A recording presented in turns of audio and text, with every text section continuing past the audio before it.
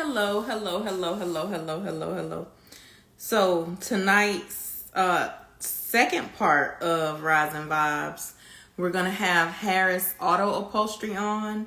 If you guys are not following or not subscribed to the YouTube channel, make sure you click the link in my bio and go ahead and subscribe to the YouTube channel. If you guys are not following Harris Auto Upholstery, you have obviously been under a rock, but I'll go ahead and bring him on now and we will talk about a couple are building a car, most definitely a vert at this point. So just waiting for him to join. Like I said, if you haven't subscribed to the YouTube channel, go ahead and click the link in the bio and do so. You sideways, so Oh, turn.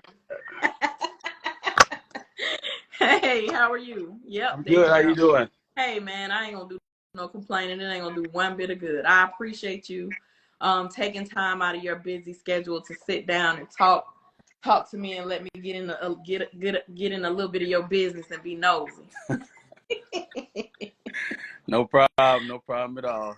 So Glad what to be I'll here. do is I start off with one of my questions and then I'll get right into the fans' questions, okay? All right. All right. So tell me how you got started being into cars.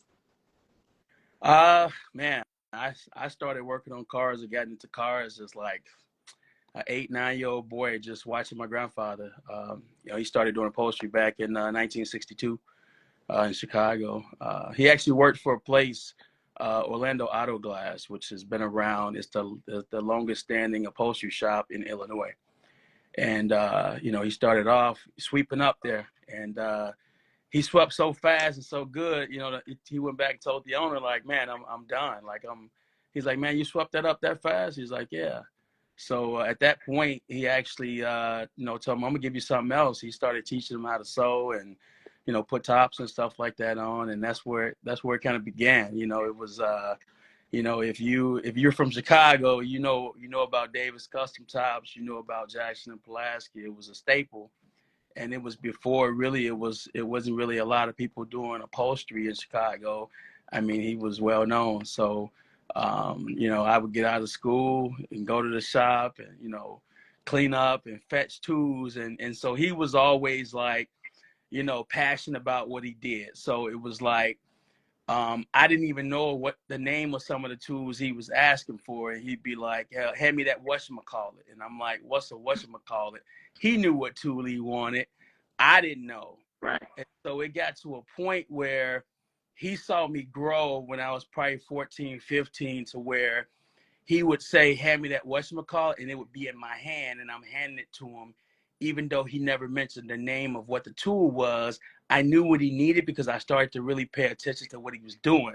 So I got to a point where I would always have the next tool in my hand that he needed for the job. And once he saw that I was picking up on that thing, then he started to let me, started to give me more responsibility, and I started to do more, So, I mean, I played sports and stuff in high school, but it was one of those things where if you ain't got practice or you ain't got no game, you at the shop, you working, you know what I mean?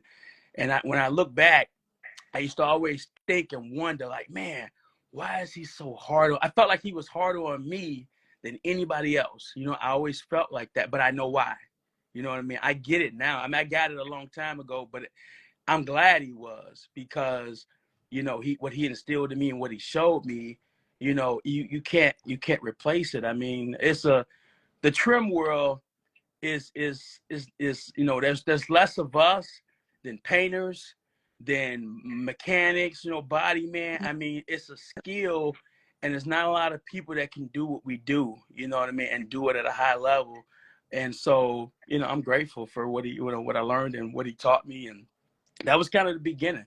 So like if you look at my logo on our door, on our image and stuff like that on Instagram, the guy in that picture, that's my grandfather. So Oh he's man. part of the business. That's so dope. So your grandfather was doing upholstery in 1962, 62. and it's just, Yep. so did your father do upholstery as well? No, my father, he was around it, but he didn't really, he would help out like on Saturdays. He knew how to do some stuff, but he was never like into it like that. You know what I mean? Like my grandfather taught me, my brother, a couple of my cousins and stuff like that, my uncles, you know. So, and some of them actually work with me, you know what I mean, at the shop. So, so we're still, you know, we're keeping it going, you know what I mean. We're keeping the dream alive, you know. So, yeah. That's super dope. So it's really when people say family business, it's really a family business. Yeah, I mean, I got a couple guys that work for us that are not family, but you know, at the end of the day, it's a mix, you know, between family and non-family. So, yeah, Right. yeah. And so Yeah. you've been doing upholstery since you were like 16? 14. Yeah, yeah. So, so I've been doing it for like 27 years, you know. I was finna say, you're Yeah. not supposed to ask people how old they are. I've been doing it for about 27 years, you know. So, yeah. Yeah, yeah. So a long time, you know what I mean? But I think some of the things that we do now, we didn't necessarily do when I was working for him. You got to think, like, back then, there was no social media, there was no Instagram or Facebook. It was all word of mouth, you know. And I think today, you got a lot of different platforms and avenue for to get your name out and for people to know who you are. And I think about what we do today. I mean, we did tops with him. We work on scissor frame tops. That's kind of like our specialty, you know what I mean? And so we did a lot of scissor frame tops back when I was working for him. But we weren't powder coating racks, and you know, we would fix whatever. You know, we might be fixing a rack and put a top on, but we weren't doing it to the level that we're doing it today. You know what I mean? And so that's I mean, that's really what it's become. When you think about the card game, you know, you think about, you know, dunks and what, you know, what a top 5 dunk really is. And, you know, if your frame ain't powder coated and you ain't got a, you know, LT4, not just LS, I mean, you got to have LT4 or Whipple or Supercharge or something like that. And, you know, the bottom of the car's got to be powder. I mean, it's just, we created this, you know, this image of what, you know, what a dunk needs to look like, or what just, you know, a beautiful car or really a beautiful build should look like. You know what I mean? So all that has done is just enhance the number of people that kind of want that service. And we provide that service for people that want it, you know. So, you know, folks are sending their racks in, and we're just powder coating the racks, rebuilding it, sending it back out. Others will bring their car, and, you know, we would just do everything. So, I mean, we're kind of open to what we do as far as, you know, as far as cars, you know, so, yeah. But do you think that social media, when it comes to building cars, has been a blessing or a curse?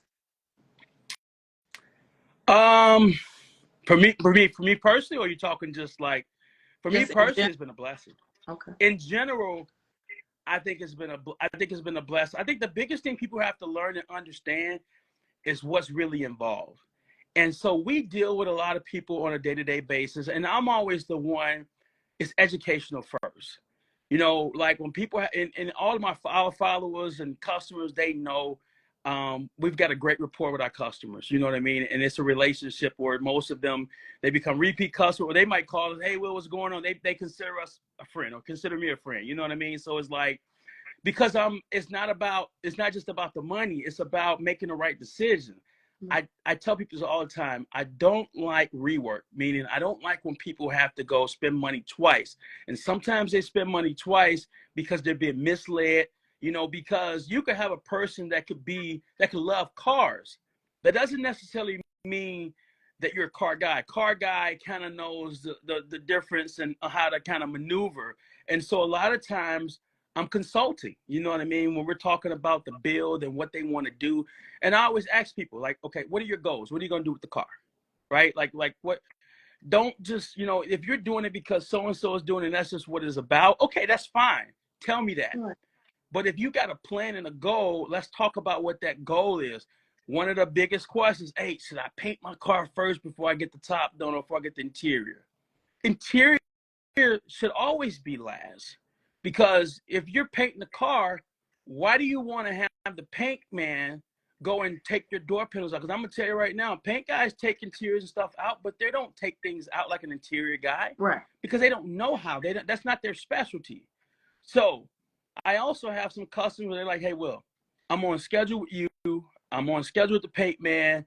And I'm trying to get in what I fit in. Meaning I'm going to do whatever I got to do to just see progress, because people don't want their cars just sitting around. You know, you get a car, you spend money on the car, and you don't want to, you know, have to, you know, sit the car down because you need to go in this order. And I get that's the order. And you're blessed if you can go in that order and you've built a team of people that can go do it. But sometimes you can't. Like, we got cars in our shop right now. We're doing the interior right now. The car's not painted. But I make it very clear to them, hey, listen, when you get to paint, you know, they got to take these doors off. They got to jam it up. Make sure they cover everything up. And a good body shop and good body man, they're going to do that. But I want to make sure my customer understands, like, because we're taking this route, you need to be prepared and know what needs to happen. Door panels got to come off because the car got to get jammed out. And as long as they understand that and they're like, okay, no problem. Or they may say, you know, just leave these panels off or put it, or whatever the case may be. But people don't always know the right answer. And not that we have all the answers, but we've got enough experience and we've done it enough that we can help lead, guide, assist, direct folks and give them the right answers and the right way to go. I mean, we probably have this conversation with a lot of people and they're grateful for it because, man, Harris, thank you, man. I didn't know how I should do this. And then when you really break it down, like if I broke down the real process in the real way, people are like, man, like that's like 15 steps. It is. Because you're gonna go build a car. You gotta, you know, you gotta mock up the engine bay. You gotta drill the holes you need to drill before paint goes in there. Get the engine down in there, pull it back out, get the frame pulled, get the frame done, put it back on there. It's all about test fitting and making sure all the pieces come together. It's like when we do tops, sometimes we'll do a top on a car. Let's say it's a ball head, right? And they want to put a top on there. Back in the day, we used to be able to get aftermarket trim to add a top to a car. The company went belly up. The companies that were making it went belly up right when COVID happened. So we don't have that luxury anymore. So what I always tell people now is, if you have a ball head car, and this is for those that are listening in, you got a ball head, you want to put a top, because we get this question a lot. We have to go and put original trim, and we got to find another car that was a vinyl top car, take everything off of that car, put it on your car. Now, part of that process is there's no studs to lock the clips in on your car because your car was a ball head. We can fabricate those studs and we can get clips so we can make the car look like it came from the factory with a vinyl top. We can do that. But you're test fitting the trim. You're locking the studs on before you can put the top on. Putting it on, taking all the trim, taking the clips back off, then laying the foam, test fitting it, then taking the trim back off, then laying the top and putting it back on it. So sometimes people don't understand like how much of a process it is to do a lot of this stuff. And then when people understand what it costs. Why it costs what it costs. Right. So, and that's what I'm getting at. Like we're about, so we don't compare ourselves to other people or other shops. And so sometimes, you know, folks need to be educated and understand why certain things cost certain things or what steps we're taking, because everybody ain't apples to apples. You know, you can have two different shops do the same job and it could be two different prices because they're not necessarily taking the same steps or doing the same thing. You know, the end result may appear or sometimes not to be the same, but you know, you got to really understand what the apples to apples look like. So we just try to be transparent with our customers. So a lot of times when we, like, whether it's a full interior quote in a consultation, we're going through colors. You come to the shop, we're picking out the top, we're picking out the seat, we're picking out carpet. So when you leave, you know exactly what's going in there. And we're talking about the process of what we're going to do and how we're going to do it. We take photos of the process. We're giving you updates because we might not post it on Instagram because everybody on social media don't need to know what's going on with your car. That's the other thing. And I'm going to tell you right now, I know a lot of people do it. I got friends who do it. They get a car and they're putting and going live or they're posting all the bad stuff about a customer. Guess what? That's somebody's car. Yeah. So we don't do that, right? Now, we'll do it with the customer because he needs to know. Right. He needs to understand what we're fixing and what we're doing. And if he's got up charges after he's dropped the car off, we need to be transparent and explain to him why he's got those up charges. You know what I'm saying? Because you can't just go and say, oh, well, yeah, you know, your bill was $3,000, you need $3,000 worth of work, and then you drop it off, give him an estimate, and then he comes to pick it up. Oh, yeah, your bill's $5,000 now. What? Well, what happened? You got to be transparent. And so I think sometimes sometimes, you know, companies, business, sometimes we struggle, but we've always been transparent with our customers about what's going on and I mean, sometimes we tend to over communicate, you know what I mean? But I'd rather over communicate than to not communicate. You know what I'm saying? Because people need to understand, because I know how I am. When I'm spending my money and something changes, I want to understand why it changed. And I'm Right. comfortable with it, but I just need to know. So Right. I'm always cognizant of that and put my mind as the voice of the customer to understand like the whys of, you know, okay, yeah, this is what we're doing and this is what it costs, and just kind of itemizing things. You know, it's ain't no, oh, it's just going to be this amount. So we itemize everything so people understand the breakdown. Because it's one thing to tell somebody, oh, yeah, you know, I got to tell people all the time, you want a convertible top. Even if we're not rebuilding the rack and you need a top, most of these cars need about $4,000 to $6,000 worth of convertible top work. And some might think, oh, well, man, I can look online, the top's $1,000. Well, that's just a piece of it. You know what I mean? You got to understand there's a lot of other stuff that goes into it. So we kind of break that thing down. Because the other thing that's happening is every car is being saved today. Meaning, back in the day, you know, dunks would get parted out a lot. You know, that's the reason why parts are so high right now, because there's less cars getting parted out, and the parts guys are spending more money for the cars than they ever have, which is why I find my own parts car. I got parts car dunks at the shop in La Sabres, Delta 88, because they're all the same. Because I don't keep paying $100, $200 for these small little parts. I just buy the whole car. Right. Break it down, strip it. When I'm done with it, I call Bruce Palmer and say, Bruce, come get it, you know, and we keep it moving. But it's one of those things where parts are not cheap, you know what I mean? And people are saving everything. So now, when you think about these cars being saved today, these racks are horrible. They need complete rebuilds because they're bringing these cars back from the grave. So that's why they need more and more work to be functional. And the scissor frame in itself is one of the most intricate convertibles that GM ever made. That's why if you look across the country, coast to coast, there's not a lot of us that specialize in scissor frames. Right. You know, if you're somewhere in between, it's Harris Auto Upholstery or Classic Upholstery. It's us or Joey. I mean, really doing it to the level that we're doing it, as far as breaking them down and really understanding understanding mechanics. Because anybody can put a top on, but do you understand how to work? I mean, we get cars sometimes, and guys take it somewhere, the guy putting the top on, and they don't know how to work on them. So, yeah. Right. Well, the other thing is too, you touched on a subject that I know a lot about because I sell G body parts. I used to be able to buy a whole parts car for well under $1,000. Yep. But good luck for me finding a whole parts car for under $1,000 today. And people don't understand why I have to go but I'm not one who's gonna price gouge when it comes to the parts. I'm not going to pay $100 for a part and charge you $400. That's just not my way. You know, I do understand other people do that, and that's their thing. They can do what they want to do, but it's not cheap for me to buy parts cars anymore. I wish I could go back to the days where I could spend $1,000 or under for a complete parts car. But the crap that I'm getting for even $1,200-$1,500 now is ludicrous. Yep. And you got to charge more for that part now just to sell it, just to make a little something. You know what I mean? Like you can't be doing it for your health and doing it to lose money. So, you know, and I think, you know, people get that. I think some people get that. Like they understand kind of what's going on with these cars. I understand these parts cars are getting, cars in general, they're just, the prices are up. So parts cars, complete cars, projects, they're all more expensive than they ever have been. Right. You know, so. So what is your favorite part about doing upholstery? It sounds like it's the tops, but you know. You know, and the guys know I don't like putting interiors in cars. I don't like stripping cars, you know what I mean? We do it, you know, everybody in the shop kind of has their niche, and everybody you know, has certain things that they love doing. And so what I always try to do is play to everybody's strength.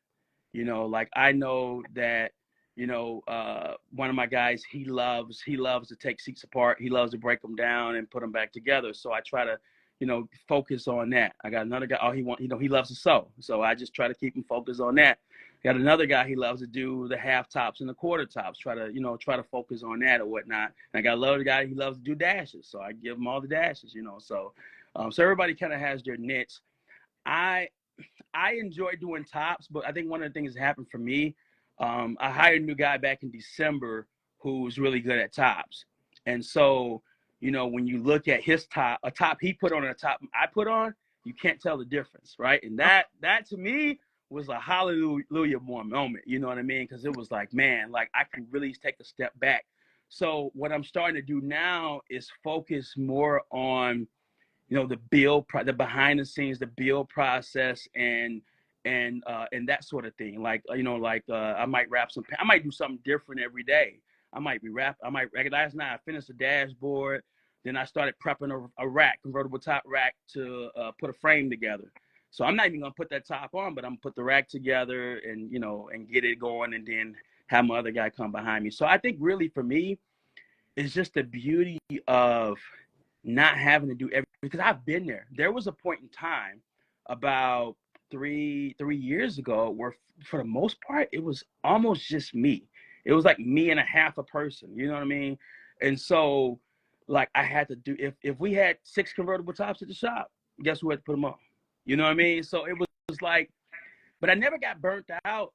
It was always exciting to do, but it was always like, man, like I got to do all these. I got no help to do these convertible tops. So up until about 6 months ago, every single convertible top that you guys have seen us post for years, right? Since we've been on Instagram since 2019. So before that, we weren't even on Instagram, but we were doing work. We just weren't posting.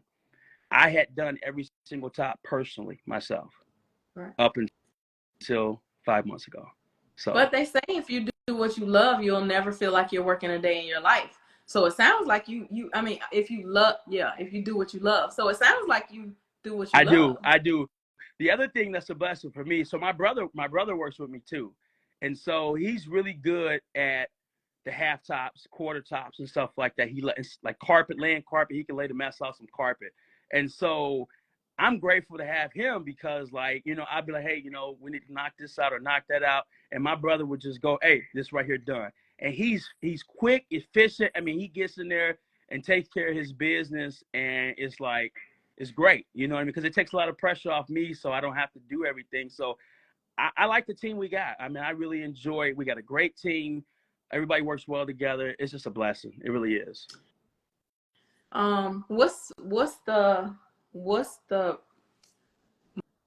most favorite part about being in the interior business, and your least favorite part about being in the interior business? The most favorite part is meeting great people. And I can, and this is no cliche. Like this is 100. We've got some of the greatest customers ever. And I think it all starts with our motto, quality matters, because everybody can't be our customer. And then what we attract are the folks that want good quality. And usually the people that want good quality are the people that, financially can afford to do the things that we need to do, right? And they're usually established and they know what they want. And it's a blessing working with them, you know what I mean? And I think really just, the other thing is, besides the people, it's watching something go from nothing to being great. Like seeing the vision, like, we get cars in and it's like, man, it's like you look at the interior and you're like, man, they need so much work, there's so much help. And then doing that like the exciting part is that post. When that car get ready to leave and we finna post it and we know we finna tear the internet up because everybody finna be on it. And then, and they see the lights, they see the glamour, but they see them stitch lines, right? We always showing them stitch lines. We ain't had no stitches. Because we gonna let y'all know them stitches straight. Because you can look at some stuff, from, a few feet back, everything look good on the internet, but we gonna zoom in on them stitches and let y'all see what's really going on. Listen, you ain't never been somewhere and seen something you saw on the internet? Hey, listen, I see it all the time. But like I told you earlier, it ain't for the internet. Not for us. We can say a lot of stuff, but we just don't even want to go there because you know what? We all human. But man, I done seen some stuff and I was like, man, that looked good on that post. Like, man, that car was right. And You ain't never all seen of a a car. sudden, look, me and my brother, we might be sitting back looking at it like, man, like, bro, them stitches ain't right. But And just in general, like I've seen a car on the internet and I was like, oh my God, I can't wait to see it. yep, It's everything just works. So it's the interior, yep, it's the paint, it's the real, it's the wheels, and you see it you and you disappointed. like, ain't no way. Ain't no way. That This ain't the same car. Hey, well, y'all been catfished. They catfishing cars, man. great minds think alike, because I swear I was just about to say people out here catfishing They cars. catfishing these cars, man. Like, look, you know, I had a customer. We just finished this car. He was out of state, right? So he flew in from Texas, and we had never met in person, right? And so that's the beauty about it. A lot of these customers, we never meet in person. They usually just send their car on the transport, or they, you know, whatever, and they transport it back. And that's a lot of trust. It's a lot of trust to send your car halfway across the country to someone you just only know on the internet and send them thousands of dollars, right? And trust that they're going to do a good job, get your car done. He laughed. Matter of fact, he on here right now laughing. But to get your car done and then to send it back, right? And so that to us is just, it's that QC process. So when we finish a car, if I personally touch something, everybody's checking everybody's work before that car leaves. You know what I'm saying? But so he flew into town to check it out. He was like, well, man, he was like, bro, like it's like the pictures don't do justice, the video don't do justice, you know, and that's what you want. You want people to see the work in person and be like, man, it looked just like it did in the video. Like, don't let the lights fool you and catfish you, because you know what I'm saying, you hiding this and hiding that. Like, you know what I'm saying, at the end of the day, them lights got to go off. You understand? And that work still got to be A1. Like somebody on here talking about they catfishing cars. It's just like how y'all guys gotta be careful about them women that own Hey, fake. for real. Yep. Y'all better be careful, because they really out here catfishing cars. I swear to God. I ain't gonna say no. Listen, I've been building my brand too long to start saying actual names. Right. But it's some cars Yeah. that I've seen that it ain't no way that was that same car. It ain't no way that same car. They must be got a clone of the car that they take pictures of, and then the other one is the one that they take. That can't be the car. They catfishing. They catfishing cars. No. Catfishing cars out here, man. It's crazy. It's crazy. It's crazy. What's the, so you touched a little bit on the most rewarding part to you, Right. but also what's the toughest part about being not just an upholstery business, but being a business owner? What's the hardest part? You know, I think the hardest part is balance. It really is balance for me. You know, just because I have a family. You know, I got a wife. I got kids. Right, they're in the sports and stuff like that. I'm in ministry at my church, so I got a lot going on, and so balance is is most challenging, but it's one of the most important things. You know what I mean? Because I didn't always have great balance, right? And my balance has gotten better. But my balance has gotten better because of the people that are around me, because of the folks that are working with me and helping me. And so I appreciate, if my team is watching right now, I appreciate all y'all, because y'all are helping me to have a better balance. Because I think that's one of the most important things, one of the most challenging things, you know what I mean? It's trying to stay focused, making sure that, you're where you need to be when you need to be there. You know what I mean? So, and the other thing is knowing I see you, bro. Is knowing that you can't please everybody, and you can't do everything at the same time. You know what I mean? So it's like you got to prioritize your time. So I think that's one of the most challenging things for me is really just balance, making sure that you're doing everything you're supposed to do. You know what I mean? And I'm not perfect. I don't get it right all the time. You know what I mean? But I really work, and I'm cognizant of just trying to make sure I'm in the right place at the right time. So I think that's for me one of the most challenging things is balance, because people, especially now. So, and it happens every year in the summertime. It gets warm. So think about what happens. Wintertime, right? People are getting their cars done, and we're busy. Nobody We're busy all year long. send their car in the winter. Right. So then they wait to right now. Oh, I gotta get ready for rush show. They wait to right now, and guess what?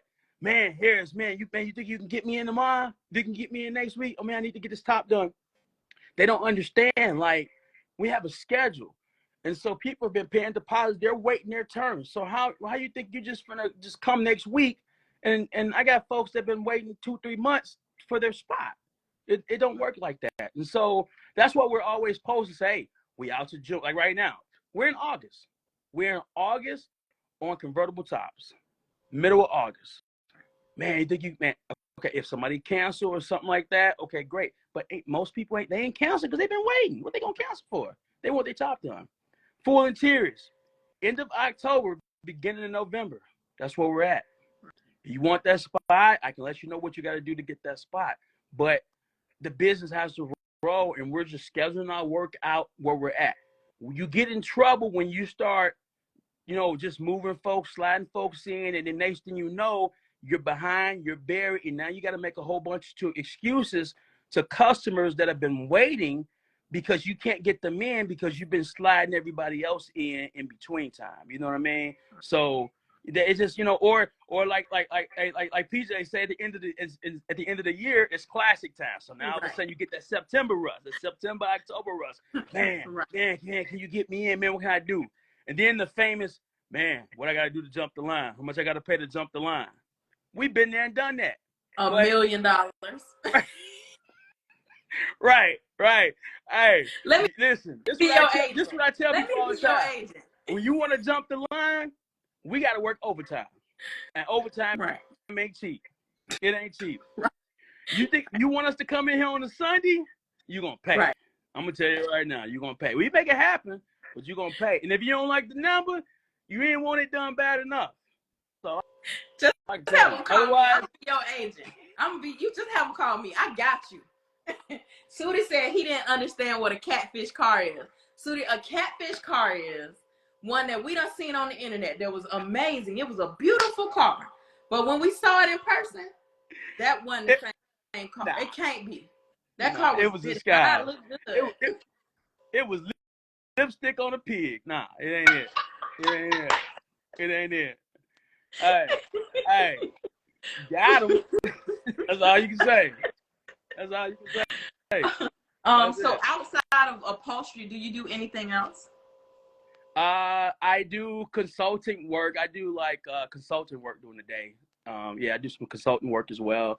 And also we have multiple businesses. So my wife and I, we launched businesses. We've got a few businesses that we have right now. And actually we've been sharing it on our page and stuff like that. But we're just using our entrepreneurial gift, you know what I mean, to just launch different businesses, different brands. We've got a butter cookie business. Anybody that love butter cookies, I'm talking about the best butter cookies you've ever had in your life. www.mrsbuttercookie.com. I'm telling you right now, the half dipped in chocolate with pecans. I might have to reach out and get me some of them. Y'all got some sample boxes? I need some sample boxes. We also have another site, especially for car lovers, right? So, we have these different slogans, like I say all the time, cloth for the win. You know what I mean? Like you got a cloth top, vert C's and stuff like that. We have a website. It's called www.cruisingclassics.org. www.cruisingclassics.org. And so we have different slogans out there. We have shirts for men, for women, for children. We even have a shirt for dogs. So my dog, Nugget, he's got a shirt that says cloth for the win. You know what I mean? So just stuff for everybody. And it's really just a way to express yourself. There's a couple nice logos that say built, not bought. You know what I mean? For the folks that that really deal with, building their own cars and not going out and purchasing it. Because I think there's a lot of vested interest in just, saying that you played a role into building this car. You know what I mean? So we've got some different businesses out there. But like I said, if y'all want some hot gear, some shirts, especially y'all car lovers, everybody on here, car lovers, man, go to www.cruisingclassics.org. Like I say, it's on my page. I'll repost it after we go live. Cruisingclassics.org. Check it out. Some amazing shirts, the quality. So that's the other thing that we focus on is, we ain't talking about no hard, starchy shirts. You wash it one time and it's two sizes small. No, none of that. Quality shirts. You can do whatever you need to do. You can get multiple wears out of them just like you would do anything else that's quality. But the slogans are nice. My wife actually, she designed almost pretty much all of the shirts and stuff like that. She's got a great gift for shirts, for just talent. A lot of people don't know this, but a lot of the cars I build, the color combos, right? We sit down together, and a lot of the combos are her ideas.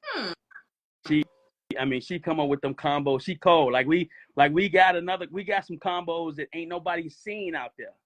And I tell people this all the time. It's like, we got to get creative and use our creativity. So many cars look the same because nobody wants to step out of it. But you know how many times people inbox me, and I ain't gonna say no names for even the cars. The people who know, they inbox me, hey, send me the code for such and such interior and his top. You want to copycat this man whole car? He just dropped, but people do that.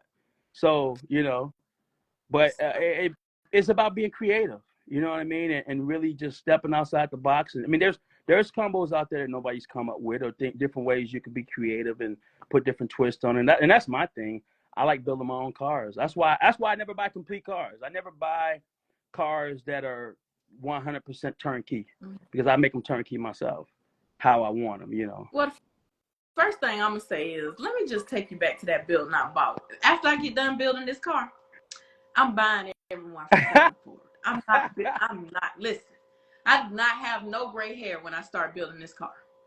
I will never do it again. I'm going to buy something and paint it and change the rims. That's what I'm going to do. It's work. It's work, but I just love the process. And that's why, like, when and you notice, like when I finish a car and everybody's usually on my post or their comment, oh, it's going to be gone. Oh, you finna sell it. I don't intentionally build my cars to sell them. What happens is I build a car. People watch the process and how I build. And people who know how we build, they know we don't build no junk. They know we building quality work. And so the other thing is, is we got the resources. You got to have the right resources in order to build.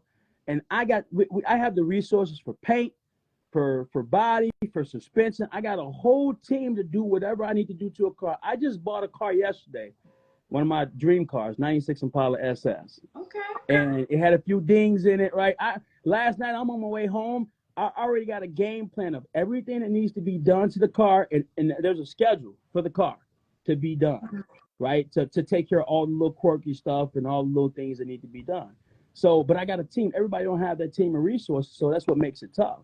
But I enjoy the process. So what happens is I'll finish a car. They get in my inbox, man, how much? And then they start making offers. The offers get higher and higher to the point where, once I hear that number, right, it can go. Right. Because at that point, I'm just gonna go build something else. You know what I mean? So like, it's not that big of a deal for me to sell a car. I don't have a problem with selling. I don't get attached to them to that point, because I think I have so much fun in the actual build process.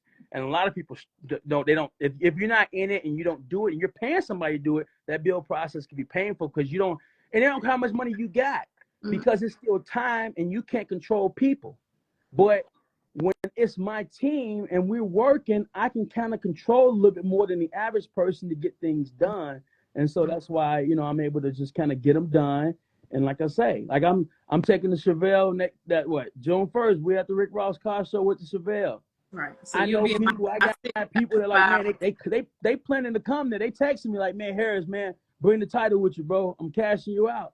Like, and honestly, if I don't hit the right number, you ain't cashing nothing out. Right. But if I hear that number, it can go.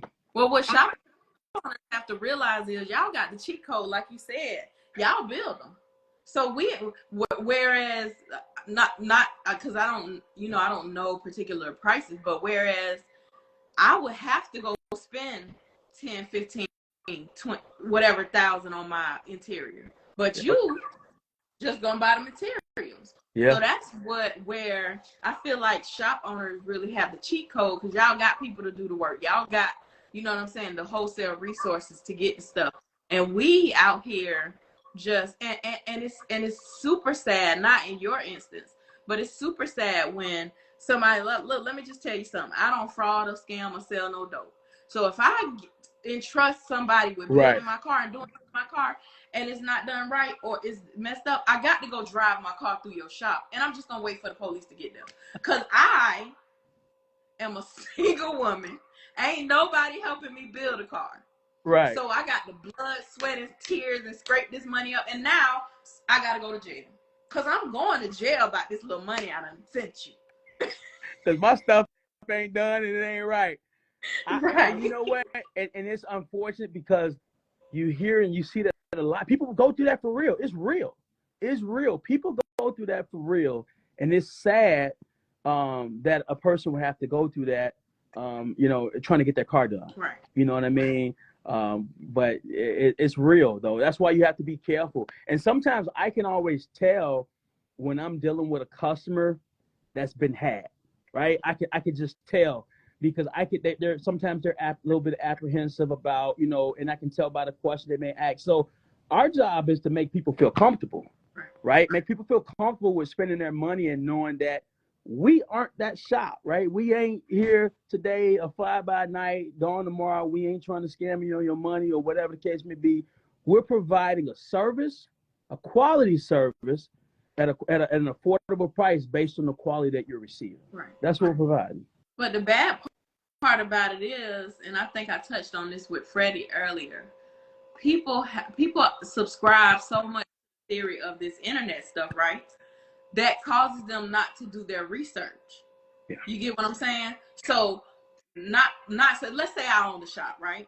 Now I'm on the internet and I'm making everything look like I'm never messing up. It's all glitz and glamour. Right. You know what I'm saying? No, don't really. And now everybody like, oh, I gotta take my car to KP, not knowing KP over here, people is mad. She darn near got a hit out on her in her city. You know what I'm saying? Yep. And because it looks nice on the internet, now I'm had more and more people are being had. Right. So I think that's the curse of the internet, right? Because it's a meme, right? And the meme has got a man. He's standing in a house, and the house ain't got no furniture or nothing, but he got on some new shoes. And so he taking a picture of the new shoes, and everybody like, oh my God, you got it going on. But he ain't even got no furniture in his house. Ain't no curtains on the windows. Ain't no nothing. But everybody makes everything look so dope on social media that's how so many people are able to be getting had when it comes to these shops. Me personally, I used to recommend shops. I don't even do that no more, because I know the place where the places that I'm taking my car to. Now I will tell people where I took my car, but I know the places where I'm taking my car to, you may not get the same experience as I got. Right. So I'm just gonna stay out of that. Now I'm gonna tell you, if you ask me where I took my car, I'm gonna tell you. Right. Yep. Yeah. And it's unfortunate because some people don't do their research. You know what I'm saying? And so they go with what everybody else is doing and not knowing what things really look like. You know what I'm saying? So that's why we're always transparent, and that's why we do our videos on certain angles and show certain things. We want you to really see what's going on.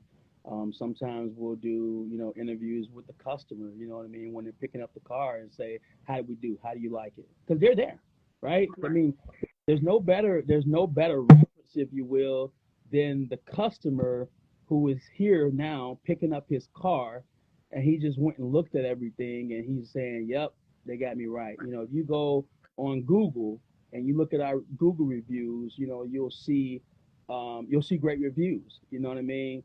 And so the other thing is, you got to make sure that the staff is right and everybody on the team is all on the same page. You know what I mean? Like everybody has to be singing the same tune as it relates to this work. Because sometimes that's what happens too, is that you get these inconsistencies because the person who worked on your car didn't work on the car over here, and if there's no check and balance, and there's no process in place, a QC process. Every shop you got to have a QC process. So like it's just like running a machine operating factory. You know what I mean? Like parts get checked. Well, whatever you're working on gets checked. And like I say, I go back to we say quality matters and we stand on quality matters because guess what? We're checking, right? That doesn't mean that we don't find errors when we're checking, but our goal is to correct the errors before the customer gets it. Right. And that's not even to say that we're perfect, because we're not.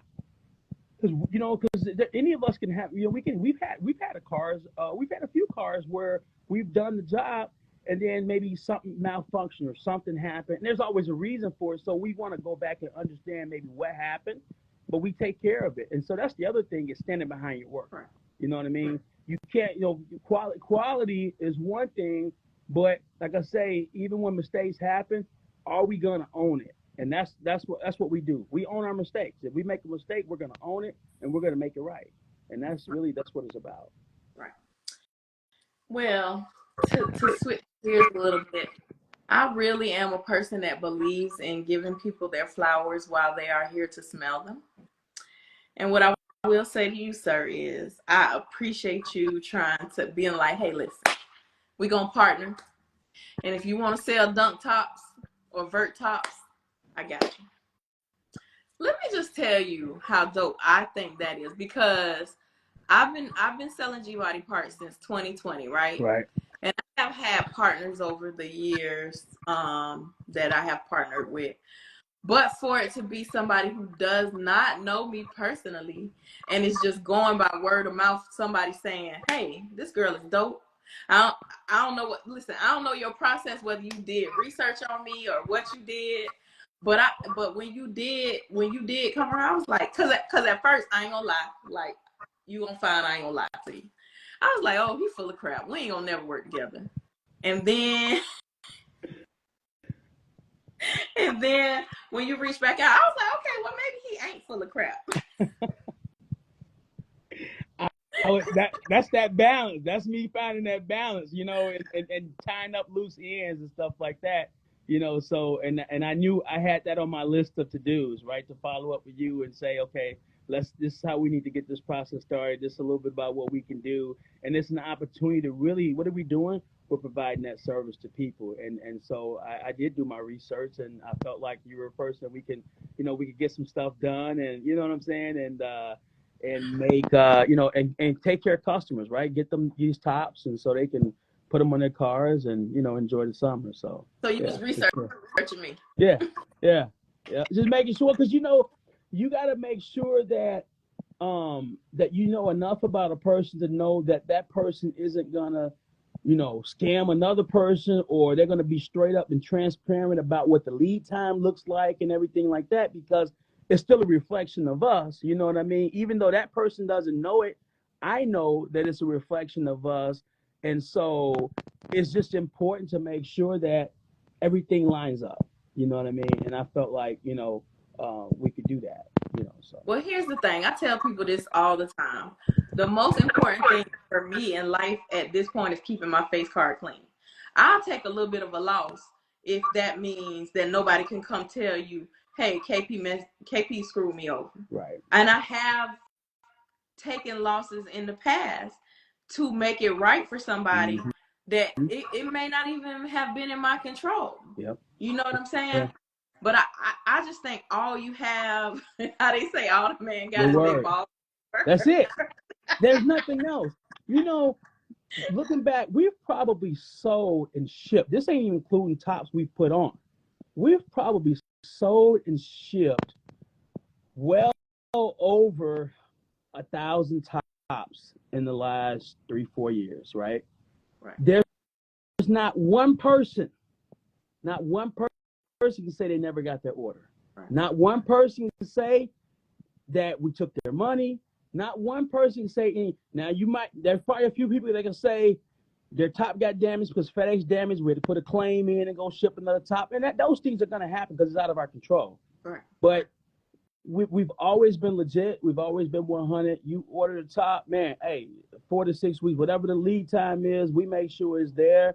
And hey, send us a picture when you get it put on. And once you get it put on, man, we're gonna repost it. That's why we always tell people when you get that top, man, add it to your story and let us know you got it, so people can see. Oh man, yep, Harris done got the top. And then we got colors. We got top colors that nobody else has. And so that's the other piece about it, you know what I'm saying? So like we got stuff that you can't get anywhere else except for Harris Auto Upholstery. You want a pink cloth top, you got to come to Harris. You can't go nowhere else because ain't nobody else got it. Right. You know what I mean? So that's what I'm glad. That's our niche. Convertible tops is our niche. Sometimes people forget we do interiors, and we have to remind them when we drop a hit. You know what I mean? Because we don't do a ton of interiors, right? We're known for tops, and because there's not a lot of folks that are doing convertible tops, especially the scissor frames, we get cars from all over. I mean, at any given time, 75% of the cars in our shop are always out-of-state cars. Right. 75% of them, because I mean, there's more. There's some dunks in Chicago, but we're not dunk capital. We're box Chevy capital. You know what I'm saying? So like, box Chevys. We got the box Chevys on lock. Are we doing half tops, quarter tops, Landau tops, and stuff like that because we're known for box Chevys. You know what I mean? So, but we do tops, and so, we probably only do, probably maybe eight interiors a year, maybe 9. You know what I mean? 8, because they're usually full bills, which means we're powder coating the rag, we're doing kick pods, we're doing we're doing a lot of custom stuff, and that stuff takes time. You know what I mean? But like I said, we do a mixture of both. But we do a lot of convertible tops. So that's our specialty. Scissor frame convertible tops. Well, like I say, I want to tell you thank you because I mean, I have people that I've known, because to be fair, we came in contact because of big shout out to Will, the other Will. Yep. Will 71 Dunk Owner for putting me in contact with you. He was like, hey, listen, I know you sell, you know what I'm saying? He one thing I can say is for him to try and put that together, I appreciate it.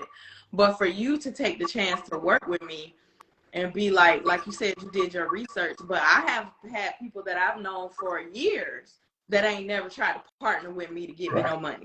Right. You feel what I'm saying? Right. So that speaks to your character. Appreciate that. And for that, I am grateful. Appreciate that. No problem. Appreciate you.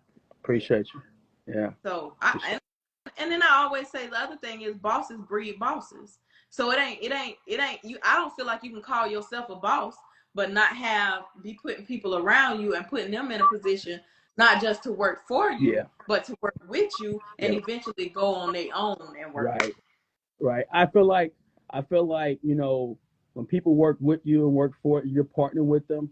Everybody should be able to eat. Everybody should be able to grow financially. You know what I mean? I think it's a problem when everybody ain't growing financially. You know what I mean? There's something wrong with that picture. You know what I mean? So it's a blessing when you can work with people and everybody eat, right? Everybody enjoying life. And what you do and how you spend your money is your business, but that everybody has an opportunity to make some money. You know what I mean? And so, and I get that from my grandfather. My grandfather was always like that. Is he gave everybody an opportunity. You know what I mean? I got friends that I grew up with that wanted to make some money or whatever, and he'd have them come in and just help out at the shop just to make a couple bucks. You know what I mean? Just because it was going to help keep them off the street and not go make money. You know what I'm saying? Selling dope or whatever the case may be. So, it's important. Anytime we have opportunities or we can create opportunities for people, is always a blessing. So I'm gonna tell you how I'm trying to spend my money. I'm trying to buy me an island and get away from these weird folks. Because these folks is weird. They is weird. I'm going to be on my island.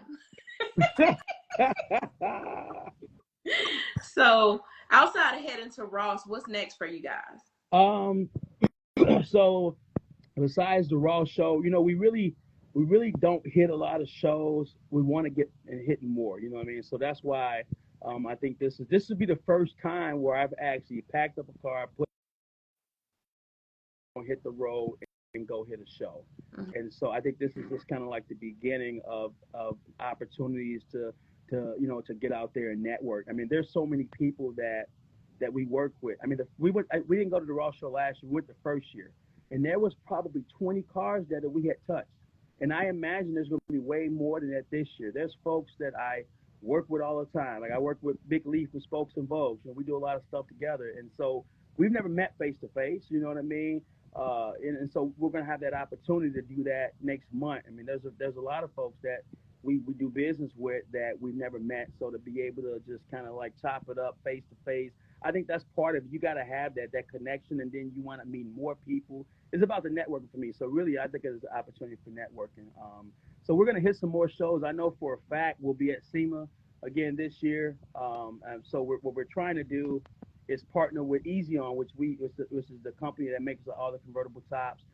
So we're trying to link up with them to where we would have one of our vehicles on display that has an Easy On top at the show, at the SEMA show. Hmm. So that's what we're working on right now, is to be able to put one of our cars in SEMA. So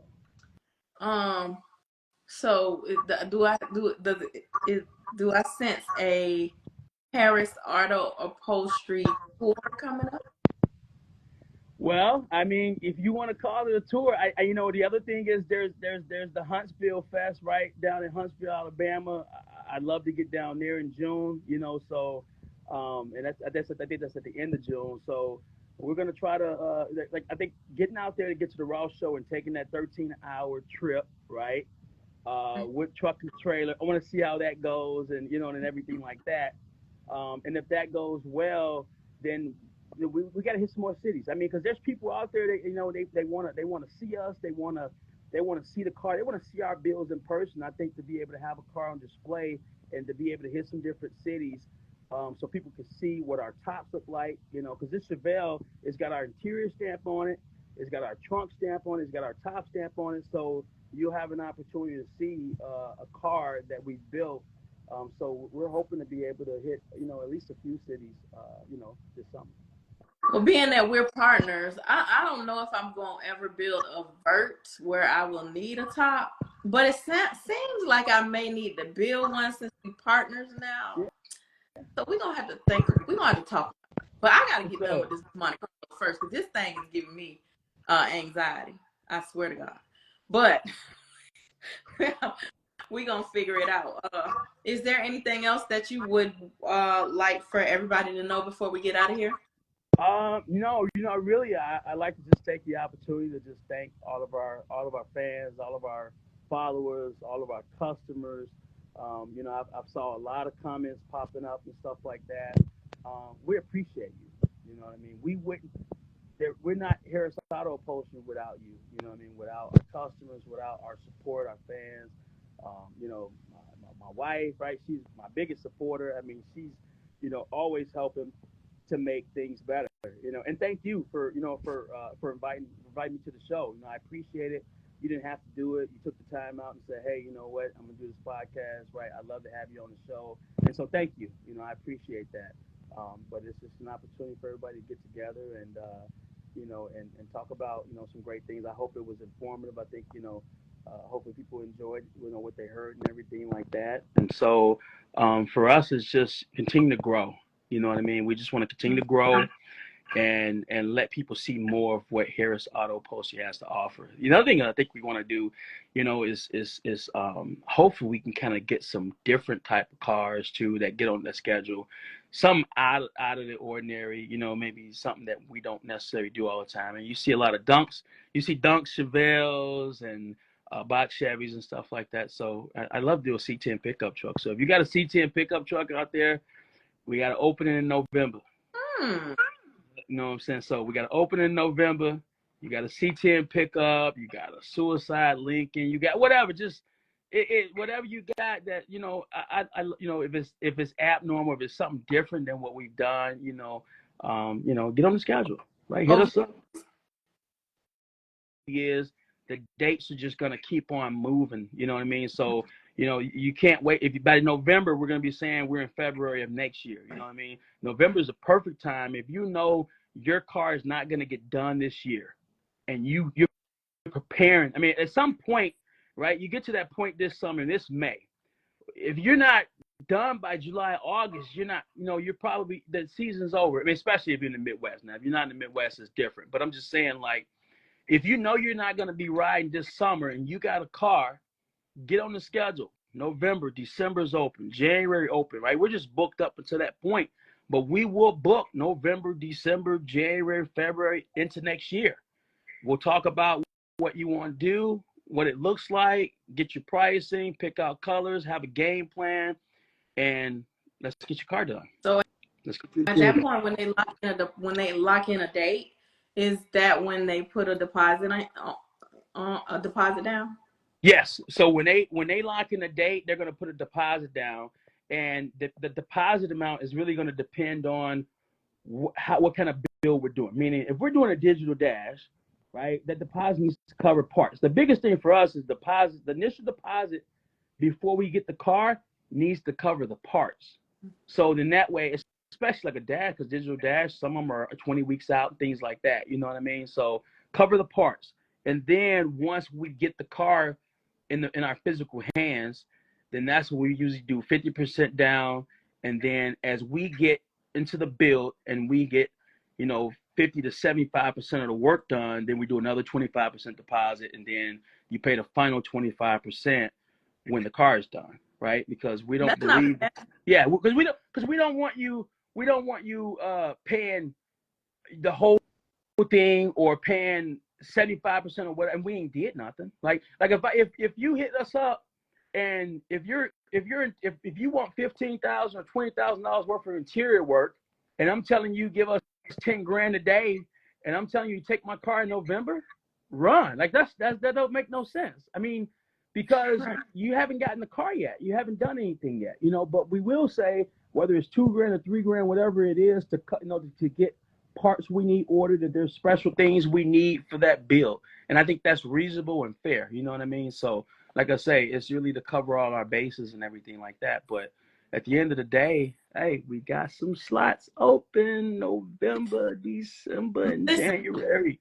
You seeing the tops you build, darn them be making me want to build a dump or build some type of vert. And I'm like, Lord, I cannot get involved in another car build. I can't. But check this out. I got a 75 dump, and it's been sitting in plastic. I mean, I had to get paint and stuff. All that stuff is done. You know where I'm at on this build? On my 75, drivetrain's done, mechanics are done, suspension's done, exhaust is done, bumpers, stainless, trim, everything's done, paint's done, tires, wheels, brakes. You know what's left? Top interior. And you do the interior at the top. And I do it. But the thing about it is, so my convertible top rack, right? So we send racks and arms and stuff down the floor to convertible top special to get rebuilt. And so we send them like 8 frames at a time, 10 at a time to get rebuilt. Because we're going through this stuff because most of these cars, like I say, they need a lot of work. So I need to take my convertible top rack apart. I need to rebuild it. I need to powder coat it and put it back together. And I just don't have the time because we're working on these customers cars. But I'm gonna get to it. And so now I done bought this 96 Impala, and it's like a slam dunk because it needs small stuff. Right. So I'm like, you know what? Let me just go ahead and just knock out these few little things when I really was gonna take that time to spend on the dunk. So I'm gonna have to come back to the dunk, but I'm gonna get it done. But I just that's a lot of people though. Like the lot of people who own shops, they don't never got time to work on their own cars because they be working on customer cars as it should be. But I also think y'all got to take some time. Y'all got to schedule out some time. Yes, that's it. Listen, let me tell you. So last year, I finished my 57 Bel Air. I put it on the schedule. I got a yellow 57, fully restored, beautiful car. I put it on the schedule. It's done. I drove it today. This year, I knew I was going to put my Chevelle in the World of Wheels. My Chevelle's done. It's ready to go to road. I finished that car this year. So I did pretty good finishing one. Right. Now, what I'm trying to do is I'm trying to finish this dump. That's 2 in a year. And so I'm just trying to pace myself, take care of some customers, but just my goal was to try to get all the other stuff done on the dump that needed to get done, which I did. So now it's at a point where I can work on it. So I got a plan. I got it earmarked on the schedule. Okay. So it's gonna get done. So I'm just waiting on my appointment date. You gotta make that's crazy. You gotta make an appointment for yourself. My dump is on the schedule to get done in July. End of July. So and that's when you're gonna start seeing that rack put up there, and getting that top and stuff on. Now here's the best thing about it. All my interior is done. It's done. Right. It's just that all the wiring needs to be done for all the lights and the pods and stuff, the music part, you know what I mean? And then the convertible top rack. So I got to take the rack apart, rebuild it, powder coat it, and put it back together. But it's coming. By the end of July, it's going to be motion. So I'm hoping to be done at the end of July, otherwise early August. But by the end of July, that top will be on, and we'll have some motion. Because once I get the top on and that vert top go back, then I got that motivation. You know what? I'm finna go on here. It's Saturday night. I'm finna burn some oil. Right. You know what I'm saying? 12 o'clock, 1 o'clock in the morning. I'm finna, hey guys, let's burn some oil this week and let's get this dump done. And everybody be like, man, I'm down. Let's go. Order a couple pieces. Let's make it happen. Now somebody told me let them get your slot.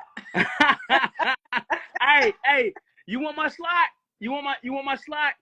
All right, inbox me. Have that money ready. It's gonna cost you $1 million. That's the you heard it. Hey, you heard my agent. It's $1 million. That's the ticket. You want my slot? It's $1 million. It's $1 million. And the cot, man. And for the $1 million, the cot can go with it. Right. You can hide the slot in. You know what I'm saying? Ain't no big deal. You can get it. So I wanted to tell you again, thank you so much for taking time out of your busy schedule. Sure. I know it's rough trying to balance the shop, trying to balance life. I know it's a lot, but I think you do it with such grace and poise. Thank you. That it's I won't say it's hard to find shop owners that do things the way that you do, but I will say it's kind of few and far between, right? It's God. And I give all glory to God for that, because I couldn't do it without him. I mean, that's the only reason why I'm able to, I can keep my sanity. I can do the things I do. I can stay focused on, with customers and with everything I got going on and still keep a smile on my face. All glory to God. Yeah. I can't take no credit for it. It's only God, because this car stuff is crazy. And to not lose your mind, it got to be God, because I'm telling you. And I don't even own a shop. I know you go through way more than I go through, and I'll just be about to be like, you know what? I'm done. I am done. But again, thank you so much for taking time out of your schedule to sit down and talk to us. We really appreciate it. Absolutely. Thank you. It's been a pleasure. Appreciate you having us. Thank you. All right. Thank you. Have a good night. You bet. All right. So guys, if y'all missed any of tonight's episode of Rise and Vibes, make sure you catch the replay on YouTube. You can do that by clicking the link in my bio and subscribing to the YouTube channel. Thank you for tuning in to both episodes of Rise and Vibes tonight. I'll see you guys next Tuesday night again at 9:30 p.m. Eastern Standard Time for another episode of Rise and Vibes. Have a good night.